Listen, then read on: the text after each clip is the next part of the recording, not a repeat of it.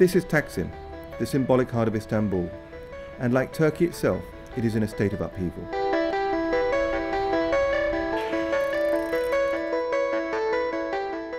The site is being remade to Prime Minister Recep Tayyip Erdogan's specifications. A mosque and a shopping mall will rise here, and access through pedestrian gangways will make it much harder for the square to host the political demonstrations for which it is famous. The changes taking place here are just part of a wider transformation of Istanbul and of Turkey itself under Prime Minister Erdogan, a man due to meet President Barack Obama at the White House in mid-May, with all the self-confidence of the unquestioned leader of a rising power. One of Mr. Erdogan's boldest ambitions is his plan to give Istanbul one of the biggest airports in the world.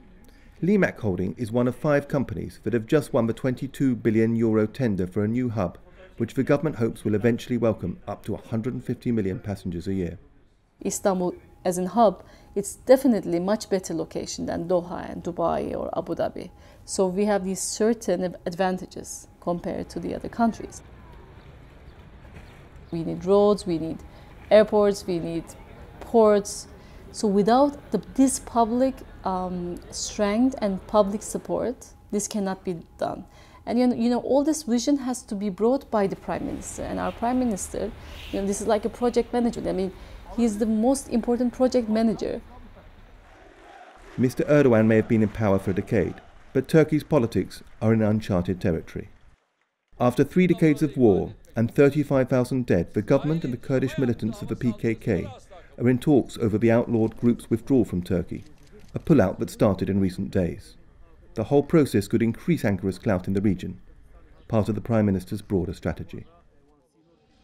Mr. Erdogan is already more active in the Middle East than any Turkish ruler for decades, cultivating ties with energy-rich Kurdish northern Iraq, supporting the opposition to Syria's Bashar al-Assad, and tentatively restoring relations with Israel. I think he's looking at the region and he's looking at all the changes that have happened since the onset of the Arab Spring. And he believes that Turkey can actually capitalize on this, starting with Turkey's increasing economic influence, but perhaps not even limited there.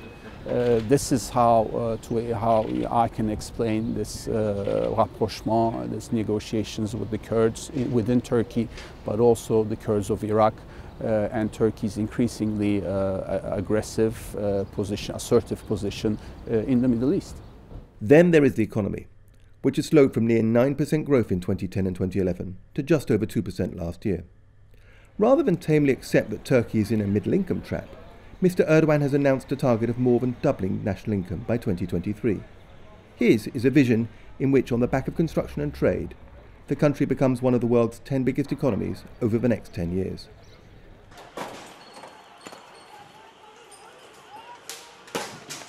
But not everyone is happy with the Prime Minister's ambitions.